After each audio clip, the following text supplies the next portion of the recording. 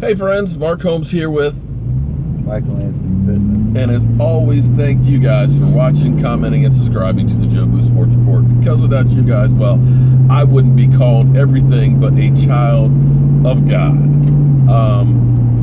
Don't kill the messenger, guys. I'm just passing on information that I got from somebody else. We'll have to wait and see if it was in fact correct, see if it's going on. But guys, here's what's amazing.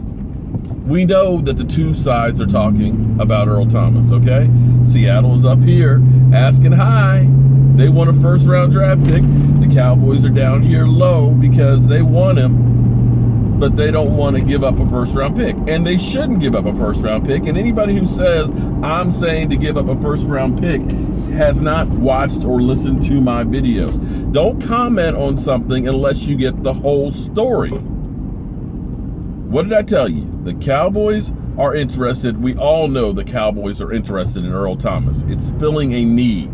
We know Seattle is interested in getting a draft pick. We know Earl Thomas is interested in getting kicked to the curb and going to Dallas. With all of that, you know that they're trying to work at it. The Cowboys aren't saying, no, we don't have any interest in him. Seattle's not saying they're not talking to the Cowboys. All you're hearing is what teams want to offer. So right now, we're all in a holding pattern. It may be he gets signed. It may be that he doesn't get signed. But either way, we're definitely going to talk about this, speculate, and figure out what might happen. Now, me and my man Cowboys Nation, we're going to have a debate. We had a debate last week about Des Bryant stuff. I thought it was actually gold. We're going to have a debate on whether or not Earl Thomas is a good idea for the Dallas Cowboys, as well as the fact that the Cowboys right now haven't done jack. Is that going to be good for the long term of the Cowboys or bad? So we'll be discussing that. And we'll see what goes with it. Right now, it's sad because you keep hearing about all these moves that are being made out there, and here we are with nothing. But the thing that's kind of interesting to me, Mike, have you seen Jon Gruden? What he's been doing with the Raiders? Yeah. We may have actually dodged a bullet with Jon Gruden. I was on I was definitely on the side of saying bring that guy in because I want to see a change from the Clapper, and Michael has the Jason Garrett Clapper Award. But what I told you guys about Jon Gruden is this.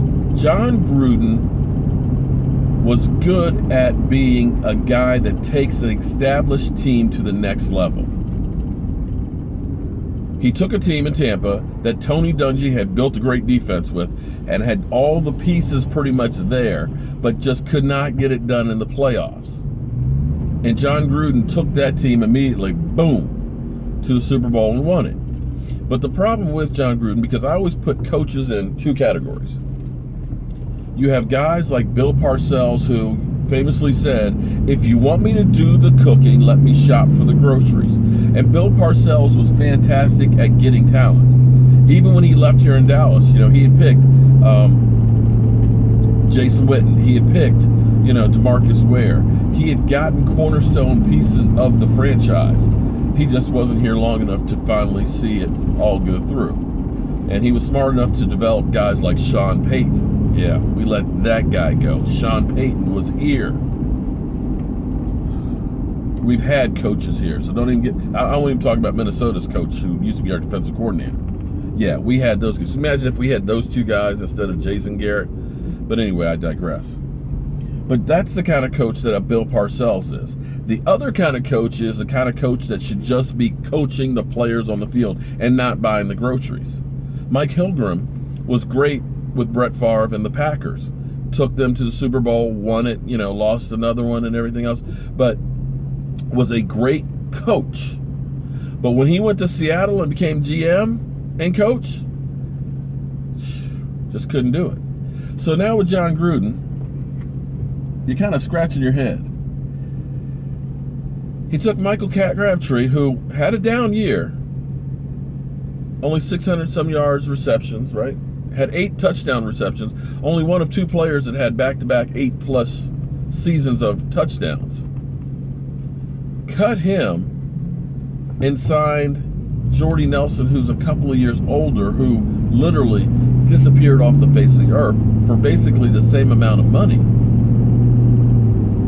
He signed a running back who has been like nothing for the last 2 years. And you're looking at some of the moves that he's making, and it's kind of like, I don't know, John. You're the $10 million man, but it remains to be seen how it works out. I don't know. Maybe we were lucky not to have him. What do you think, Mike? I really don't know anything. Yeah, well, like I said, I'm too young to know what he did before. Well, it's going to be interesting to see what they end up doing. If his whole thing is I don't do GPS and all the new technology. I'm trying to throw it back to 1998. Yeah, well, Joe Gibbs with the Redskins tried to do that too, and it didn't work out too well. So I'm learning. I'm old school and all that, but you've got to step into the modern age. So we'll keep holding and waiting and praying that the Cowboys do something, but I hope tonight you guys tune in for our live stream at 9 o'clock. We may take a few calls in, so if you guys want to tell me that I'm just a clickbait artist, if I'm an idiot or whatever, you will get your opportunity to do so. But do me one favor, please. We have a lot of young people. We have a lot of lovely ladies that come on the show. Keep it clean, okay? Keep it clean.